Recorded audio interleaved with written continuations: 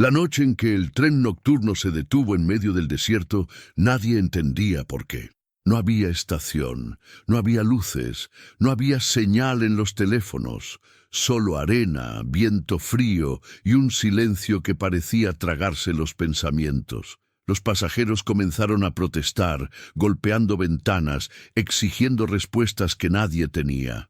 Yo también quería bajar, pero entonces escuché algo que no pertenecía a ese lugar. No era el viento, no era un animal, era un llanto, débil, irregular, como si el aire mismo le costara salir. Seguí el sonido atravesando los vagones hasta el último, el de carga, ese que siempre permanece cerrado. La puerta estaba entreabierta y desde dentro salía un olor extraño, polvo, metal viejo y miedo. Empujé la puerta. Allí, entre cajas abandonadas y mantas sucias, había un bebé, vivo, temblando, envuelto en una tela gastada, con el rostro cubierto de tierra, los labios azulados por el frío del desierto. Sus pequeños dedos se aferraban a nada, como si supiera que soltar era morir. Me quedé paralizado. Ese tren no había parado por accidente. Ese bebé no estaba allí por error. Alguien lo había puesto exactamente donde nadie miraría, confiando en que el desierto hiciera el resto. Lo levanté en brazos justo cuando el tren volvió a sacudirse, listo para arrancar de nuevo. Si no lo hacía en ese instante, desaparecería para siempre entre la arena, el silencio y las mentiras. Mientras lo apretaba contra mi pecho, entendí algo que me heló la sangre. Ese niño no estaba perdido. Estaba escondido. Y quien lo dejó allí sabía perfectamente lo que hacía. Nunca fui un hombre que se involucrara.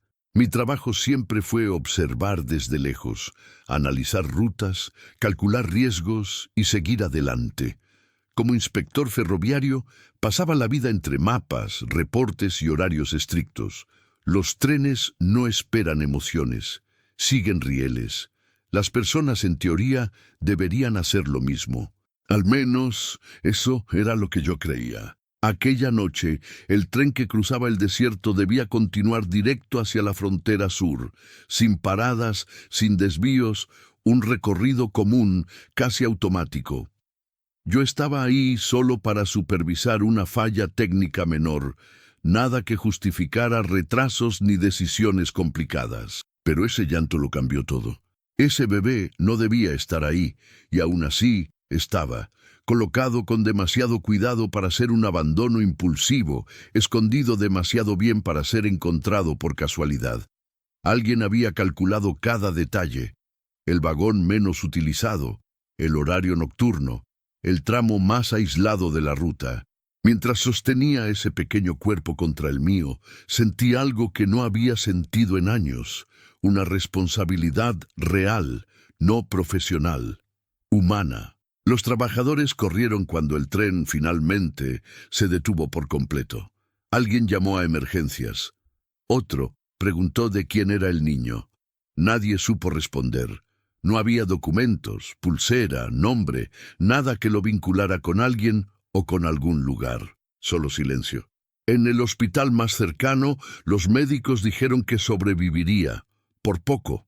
Deshidratación, frío, estrés. Si el tren hubiera seguido su camino 20 minutos más, el desierto habría ganado. Nadie apareció preguntando por él. Ni esa noche, ni al día siguiente, ni la semana siguiente. Las autoridades registraron el caso como niño encontrado, un término frío, burocrático, que intenta reducir una vida a un formulario. Yo observaba todo desde fuera, repitiéndome que aquello no era asunto mío. Pero algo no estaba bien. El bebé no lloraba como un niño abandonado en pánico. Lloraba como alguien a quien le enseñaron a esperar, y lo dejaron esperando demasiado tiempo. Empecé a hacer preguntas sencillas.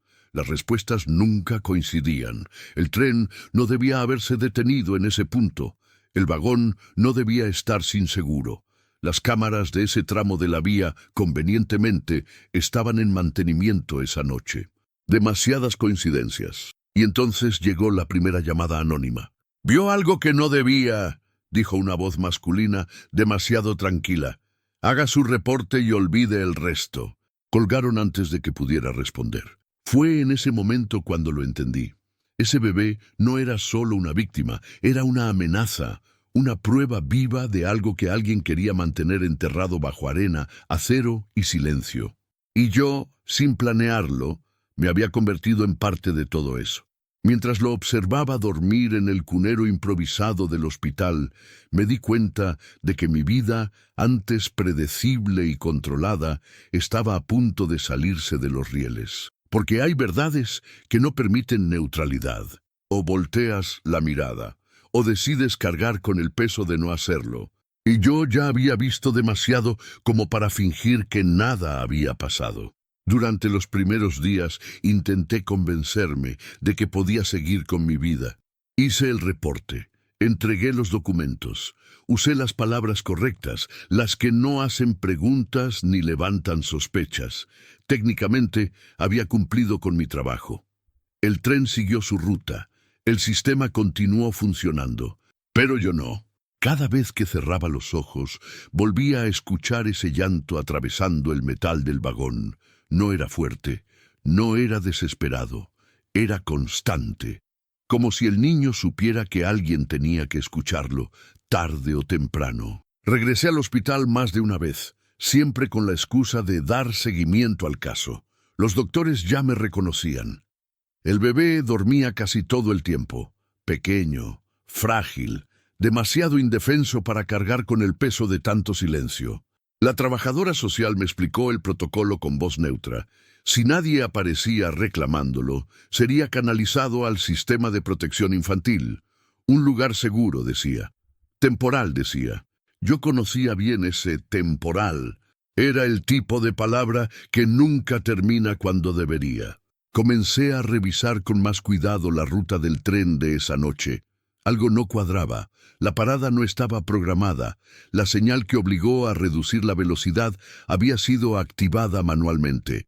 Alguien conocía el sistema ferroviario lo suficiente como para alterar el trayecto sin levantar alertas inmediatas. Eso no fue improvisación, fue planeación. Solicité acceso a los registros técnicos del tramo. Algunos archivos estaban incompletos, otros habían sido modificados después del incidente. Cambios mínimos, casi imperceptibles, pero suficientes para borrar huellas. Cuando le pregunté a un compañero con más años en la empresa, evitó mirarme a los ojos. Hay cosas que es mejor no mover, me dijo. Hay gente que no perdona la curiosidad. Esa frase no sonó como advertencia, sonó como confesión. Esa misma noche, mientras caminaba por el estacionamiento del hospital, sentí que alguien me observaba. No vi a nadie, pero el ambiente estaba cargado, pesado, como antes de una tormenta. Mi celular vibró. Un mensaje sin número. Déjalo así, no es tu problema. Lo borré de inmediato, pero el peso de esas palabras se quedó conmigo. Volví al área donde estaba el bebé.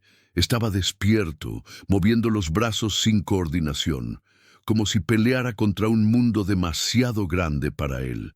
Tomé su mano. Sus dedos se cerraron con una fuerza que no esperaba. Ese gesto tan pequeño rompió algo dentro de mí. Entendí entonces lo que nadie había querido decirme de frente. Si yo no hacía nada, nadie lo haría, porque el silencio no siempre nace del miedo. A veces nace de acuerdos que nadie firma, pero todos respetan. Decidí investigar por mi cuenta, no como inspector, como persona. Empecé por lo más básico. ¿Quién había trabajado cerca de la vía en los días previos? Técnicos externos, contratistas temporales, empresas subcontratadas. Un nombre apareció varias veces en órdenes de servicio relacionadas con zonas aisladas. Demasiadas veces para ser casualidad. Mientras tanto el tiempo corría. La trabajadora social me avisó que el proceso de traslado comenzaría en pocos días. Todo dentro de la ley. Todo perfectamente limpio. La ley, entendí entonces, no siempre protege. A veces solo organiza el olvido. Esa noche tomé una decisión que no aparecería en ningún reporte. No iba a voltear la mirada. Si alguien había escondido a ese niño, confiando en que el desierto y el acero hicieran el trabajo sucio, Había cometido un error grave. No contaron con que alguien escuchara, y una vez que escuchas, ya no puedes volver a ser el mismo. No fue fácil encontrarla. De hecho, durante varios días pensé que tal vez solo era una idea mía, una silueta creada por el cansancio y la obsesión. Pero cuando decides no soltar un hilo, tarde o temprano te lleva a algo real. Todo empezó con una conversación que no debía existir. Una enfermera joven, de esas que aún no aprenden a esconder del todo lo que sienten, me habló una madrugada mientras revisaba el cunero. No me dijo nada directo, solo comentó, casi como al pasar, que alguien había preguntado por el bebé antes de que yo regresara por tercera vez al hospital. Una mujer, dijo. No dio su nombre, solo preguntó si estaba vivo. Esa frase me heló la sangre, porque nadie pregunta eso por casualidad. Le pedí que me describiera a la mujer. Morena clara, delgada, ropa sencilla, mirada cansada. Había llorado en silencio, sin acercarse demasiado, como si supiera que no debía quedarse. Salí del hospital con esa imagen clavada en la cabeza. Comencé a moverme por los alrededores de la estación abandonada donde el tren se había detenido. Pequeños pueblos, fondas vacías, casas de paso donde nadie hace preguntas mientras pagues en efectivo. Pregunté sin preguntar. Escuché más de lo que hablé. Fue en una de esas fondas donde alguien mencionó a una mujer que esperaba. Se sentaba siempre cerca de las vías, me dijo el dueño. Nunca pedía mucho, solo café y agua. Miraba los trenes pasar como si buscara uno en específico. Esperar no es lo mismo que huir. La encontré 2 días después al amanecer. Estaba sentada en una banca de cemento cerca de un cruce ferroviario secundario. Tenía una mochila gastada a sus pies y las manos cruzadas sobre el regazo. No se sorprendió al verme acercar. Parecía haberlo anticipado. «Ya sabía que alguien iba a venir», dijo antes de que yo hablara. «Solo no pensé que fuera usted». Su voz no temblaba, pero sus ojos sí. Le pregunté su nombre. «Eso ya no importa», respondió. «Importa el niño». No negó conocerlo. Tampoco fingió ignorancia, me dijo que lo había visto nacer, aunque no en un hospital, que su madre había pasado semanas escondiéndose, moviéndose de un lugar a otro, siempre con miedo. Ella sabía que la estaban siguiendo, me explicó, no por lo que había hecho, sino por lo que sabía. Ahí entendí que el abandono no fue una decisión desesperada. Fue una estrategia. La madre del bebé había elegido el tren porque conocía los sistemas, los horarios, las fallas. Sabía que una detención en un punto muerto no levantaría sospechas inmediatas. Sabía que alguien con acceso técnico tendría que intervenir. Necesitaba que alguien eligiera, dijo la mujer. No a la empresa, no al sistema, a él, a su hijo. Le pregunté por qué ella no se había quedado con el bebé. Bajó la mirada. Porque a mí también me estaban buscando. Antes de irse, me dio algo. Un papel doblado muchas veces, suave de tanto ser manipulado. No era una carta, era una nota escrita con prisa. No decía nombres, no daba explicaciones largas. Solo una frase. Si alguien lee esto, por favor, no lo entregue. El peso de esas palabras fue inmediato. Regresé al hospital sabiendo que ya no había marcha atrás. La mujer había desaparecido otra vez, como si solo hubiera salido de las sombras para confirmar lo que yo ya sospechaba. Ese bebé no estaba perdido, estaba protegido, de la única forma que su madre encontró posible. Esa noche, mientras lo observaba dormir, entendí que la historia era más grande de lo que yo podía controlar. Que no se trataba solo de un niño, sino de una verdad que alguien había intentado mover de lugar, esconder entre rieles, horarios y silencio. Y yo estaba justo en medio. El reloj corría, la orden de traslado seguía en pie y ahora sabía algo más peligroso que antes. Había gente que no quería que ese niño creciera con un nombre. Y cuando alguien quiere borrar una vida desde el inicio, nunca se detiene a mitad del camino. A partir de ese momento nada volvió a ser discreto. Hasta entonces, el silencio había sido una presencia incómoda, algo que se sentía en el aire, pero que no se manifestaba del todo. Después de hablar con aquella mujer, el silencio cambió de forma. Se volvió presión. Primero fueron las miradas. En el hospital, algunos empleados dejaron de saludarme, otros bajaban la voz cuando yo entraba. La trabajadora social evitaba quedarse a solas conmigo. No hacía falta que dijeran nada. El mensaje era claro. Alguien ya había hablado. La orden de traslado del bebé avanzaba más rápido de lo previsto. Es procedimiento estándar, me dijeron. No podemos retrasarlo más. Procedimiento. Otra palabra limpia para decisiones sucias. Esa misma tarde encontré mi casillero abierto en la oficina ferroviaria. No faltaba nada, pero alguien había estado ahí. Dejaron una sola cosa sobre la mesa, una copia de mi reporte inicial, subrayado en rojo, con una nota escrita a mano. Cumpla con su función. Nada más. No era una amenaza directa. Era peor. Era un recordatorio de que sabían exactamente quién era yo y hasta dónde podía llegar, o no. Decidí no responder. En lugar de eso, empecé a guardar copias, registros técnicos, bitácoras de señalización, modificaciones de última hora en el sistema, pequeñas inconsistencias que vistas por separado no decían mucho. Juntas contaban una historia clara. El tren había sido detenido a propósito. El vagón había sido liberado con anticipación. Las cámaras habían sido desactivadas manualmente, no por una persona desesperada, por alguien con acceso. Y mientras más avanzaba, más evidente se volvía algo que me helaba la sangre. Yo no estaba investigando desde afuera, estaba investigando mi propio sistema. Una noche, al salir del hospital, un hombre se me acercó en el estacionamiento. No llevaba uniforme. No se presentó. Caminaba con demasiada seguridad para ser casual. «Usted no es un héroe», me dijo sin rodeos. «Solo es alguien que no sabe cuándo detenerse». «Yo solo hice mi trabajo», respondí. Sonrió, apenas. «Exacto. No haga más que eso». Se fue sin mirar atrás. Esa noche no dormí. Entendí que ya no se trataba solo de proteger al bebé.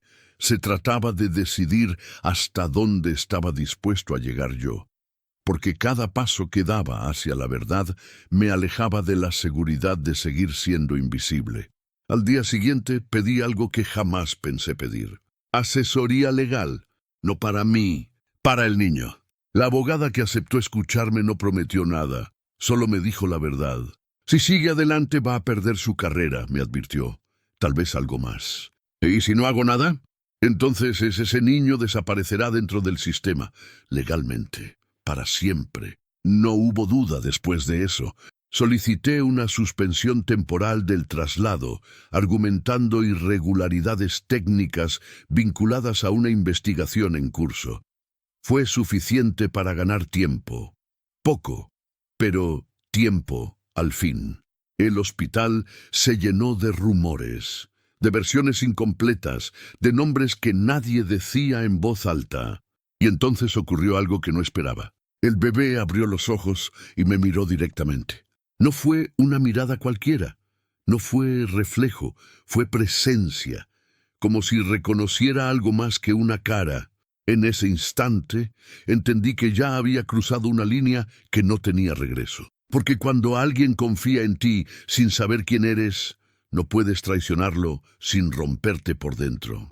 Esa noche, mientras firmaba documentos y guardaba copias en sobres sellados, acepté una verdad incómoda. El sistema no se iba a corregir solo. Y el silencio, cuando se le enfrenta, siempre responde con fuerza. Pero también sabía algo más. A veces basta una sola persona dispuesta a no obedecer para que una verdad enterrada empiece a respirar. La verdad no explotó de golpe. Salió a la superficie poco a poco, como algo que llevaba demasiado tiempo enterrado y ya no soportaba el peso de la tierra encima. Cada documento que revisaba, cada registro alterado, cada nombre que se repetía, me empujaba hacia una conclusión que me costaba aceptar. Esto no había sido obra de una sola persona, era una cadena. Empresas subcontratadas, supervisores intermedios, técnicos con acceso temporal. Nadie parecía responsable y al mismo tiempo todos lo eran. El tipo de estructura que permite que las cosas más graves ocurran sin que nadie se sienta culpable. Conseguí el nombre de la madre una semana después. No fue fácil. Apareció en un registro médico incompleto, archivado bajo una variante de su apellido. Una mujer joven, sin antecedentes, sin familia cercana registrada, empleada temporal en una empresa vinculada a mantenimiento ferroviario, meses antes de desaparecer. No estaba huyendo del desierto, estaba huyendo del sistema.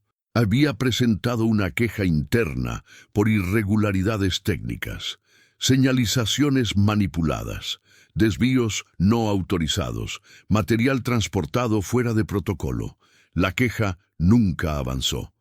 En cambio, su contrato terminó de forma anticipada y después quedó embarazada. No había pruebas de amenazas directas, no hacía falta. Cuando alguien entiende cómo funciona el silencio, sabe leerlo. La encontré mencionada en un reporte de atención médica de urgencias, días antes del nacimiento. Había llegado sola. No quiso dejar datos completos. Solo pidió ayuda para el parto y se fue horas después con el bebé en brazos. El resto ya lo conocía. Mientras tanto, la presión aumentaba. La suspensión del traslado estaba por vencer.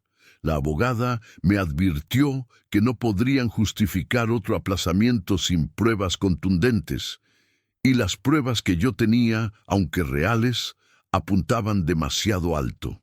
Si haces esto público, me dijo, no habrá vuelta atrás. Nunca la hay. Decidí moverme antes de que me obligaran a soltar al niño. Contacté a un periodista independiente, no uno grande, no uno famoso, alguien acostumbrado a trabajar con historias que incomodan.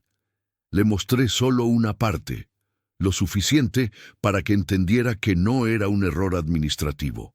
Era una estrategia. El artículo salió un viernes por la noche, no con nombres completos, no con acusaciones directas, solo preguntas bien formuladas y documentos imposibles de ignorar. El lunes nadie hablaba de otra cosa. Auditorías, revisiones, comunicados oficiales que decían mucho sin decir nada, y por primera vez desde que todo empezó, noté algo diferente en el hospital. Esperanza. El traslado fue detenido, no por mí, por órdenes superiores. La trabajadora social me lo dijo en voz baja, como si temiera que alguien la escuchara. «No se va a mover», susurró. «Al menos no ahora». Esa noche me senté junto a la cuna y lo observé dormir. Ya no parecía tan frágil, respiraba con calma, se aferraba a la manta como si supiera que por primera vez no iba a ser arrancado de ningún lado. Pensé en su madre, en el momento exacto en que decidió dejarlo en el vagón, en el miedo que debió sentir, en la certeza amarga de que no podía protegerlo quedándose con él. Ella no había elegido abandonarlo. Había elegido que viviera. Y ahora, su decisión estaba empezando a incomodar a quienes creyeron que el tiempo y el silencio lo borrarían todo. Pero el silencio ya no estaba solo. Había preguntas, había registros, había ojos mirando donde antes nadie se atrevía. Y yo sabía que lo que venía después sería lo más difícil de todo.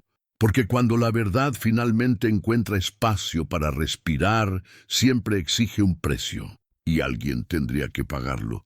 Lo más difícil no fue enfrentar a quienes estaban detrás de todo, fue la espera. Esperar una llamada, esperar una resolución, esperar a que alguien, en algún escritorio lejano, decidiera si ese niño tenía derecho a quedarse o a desaparecer dentro de un expediente. La suspensión del traslado era temporal. Todos lo sabíamos. Nadie lo decía en voz alta, pero la cuenta regresiva seguía avanzando. Cada día que pasaba era un día ganado, y al mismo tiempo un día más cerca del final. Una tarde, la abogada me llamó para verme en persona. No sonrió al llegar, no pidió café, cerró la puerta con cuidado antes de hablar. «Están cambiando de estrategia», me dijo. «Ya no van a negar lo que pasó». Sentí un nudo en el estómago. «Entonces, ¿qué van a hacer?» «Van a convertir al niño en el problema», me explicó con calma, como quien da una mala noticia que ya ha repetido demasiadas veces. Argumentarían que el caso estaba contaminado, que yo, por mi posición, no podía estar involucrado, que lo más seguro era retirarlo del hospital y ponerlo bajo custodia estatal mientras seguían las investigaciones. Seguro. Esa palabra otra vez. Si eso pasa, continuó, no podrás decidir nada. ¿Dónde irá? ¿Quién lo cuidará? ¿Qué historia crecerá creyendo? Salí de esa reunión con una certeza dolorosa. El sistema no iba a protegerlo. Solo iba a reorganizarlo hasta que dejara de incomodar. Esa noche me quedé solo con él más tiempo del permitido. El personal lo permitió sin decir nada. A veces, incluso dentro de las reglas, la gente elige. Lo tomé en brazos. Ya no era tan pequeño como la primera vez. Su respiración era fuerte, regular. Sus dedos se cerraron alrededor de mi camisa, como si supiera que algo importante estaba en juego. «No te voy a soltar», le susurré. «No así». Al día siguiente tomé la decisión que nadie esperaba. Renuncié, no solo al puesto, renuncié a todo lo que me daba cobertura, contactos, influencia, protección interna. Hice pública mi salida y dejé claro que colaboraría con cualquier investigación, sin condiciones, sin acuerdos privados. Eso cambió el juego. Cuando el sistema entiende que ya no puede controlarte, pierde su ventaja más grande. Los documentos que tenía dejaron de ser sospechas y se convirtieron en pruebas. Personas que habían guardado silencio empezaron a hablar. Técnicos, supervisores, empleados temporales. Nadie quería ser el último en caer. El caso se volvió demasiado visible para cerrarlo en silencio. Una semana después llegó la notificación. No fue una victoria, fue algo más silencioso, más frágil. La custodia quedaba suspendida indefinidamente. El niño no sería trasladado. Se reconocía oficialmente que había sido colocado deliberadamente en el tren para ocultarlo y que su madre había actuado bajo coacción indirecta. No la llamaron heroína, pero tampoco la llamaron criminal. Cuando leí esas líneas, sentí que algo dentro de mí se acomodaba por primera vez desde aquella noche en el desierto. Sabía que aún faltaba el final, que vendrían audiencias, decisiones, consecuencias, pero lo esencial ya estaba hecho. El niño seguía ahí, con nombre, con historia, con alguien que había decidido no apartar la mirada. Esa tarde, mientras lo veía dormir, entendí que hay momentos que no te piden valentía, te piden renuncia. Renunciar a la comodidad, a la obediencia, a la idea de que no es asunto tuyo. Y una vez que haces esa elección, ya no importa lo que pierdas. Porque hay vidas que no se salvan con poder, sino con la decisión firme de no volver a soltar. La resolución llegó en una mañana común, sin cámaras, sin discursos, sin aplausos. Un sobre sencillo entregado por una asistente que no sabía, ni necesitaba saber, todo lo que ese papel significaba. Lo abrí con cuidado, como si el ruido pudiera romper algo frágil. La decisión era clara. Custodia definitiva aprobada. El menor quedaba bajo mi responsabilidad legal. Me senté sin darme cuenta. Sentí como el aire volvía a mis pulmones después de meses de respirarlo a medias. El niño dormía en la cuna, ajeno a todo, con una mano cerrada alrededor de la manta, como si incluso en sueños se negara a soltar. El hospital ya no olía a urgencia, olía a despedida. Los días siguientes fueron tranquilos, casi irreales. Firmé documentos, respondí preguntas, entregué lo que quedaba de mi antigua vida sin resistencia. No sentí que estuviera perdiendo algo importante. Sentí que, por primera vez, estaba eligiendo bien. Nos mudamos a una casa pequeña, lejos de las vías, lejos de los pasillos, donde el silencio aprende a esconderse. Aprendí rutinas nuevas, horarios que no dependen de trenes, noches interrumpidas por llantos, mañanas que empiezan con luz y no con reportes. Le pusieron un nombre, uno sencillo, fuerte, un nombre que no necesitara esconderse. A veces, al verlo dormir, pensaba en su madre, en el momento exacto en que tomó la decisión más difícil de su vida, en el miedo, en la soledad, en la esperanza silenciosa de que alguien, en algún punto del camino, no volteara la mirada. Ella no abandonó a su hijo. Lo confió al mundo, y el mundo respondió tarde, pero respondió. Con el tiempo, las investigaciones siguieron su curso. Hubo sanciones, cambios, comunicados oficiales que hablaban de errores y mejoras en los protocolos. Nunca dijeron su nombre, nunca mencionaron el miedo que la obligó a huir. Pero yo sí lo recordé, cada día. Una tarde regresé al lugar donde todo comenzó. El cruce ferroviario seguía ahí, inmóvil, como si nada hubiera pasado. Me quedé un momento en silencio, con el niño en brazos, escuchando el viento pasar entre los rieles. «Aquí empezó tu historia», le dije en voz baja. «Pero no aquí termina». Él se movió inquieto, como si entendiera, y apoyó la cabeza en mi pecho. En ese gesto simple encontré algo que nunca había tenido: paz. Entendí entonces que hay decisiones que no te convierten en héroe, te convierten en responsable. Y a veces eso es más difícil. El tren siguió pasando, el sistema siguió funcionando, el mundo siguió adelante. Pero una vida no fue borrada, porque alguien escuchó, porque alguien decidió no obedecer al silencio, porque alguien entendió que hay verdades que no se archivan, se protegen. Y así, lejos del desierto, del acero y de los secretos, comenzó algo nuevo. No perfecto, no fácil, pero real. Y eso, después de todo, era suficiente.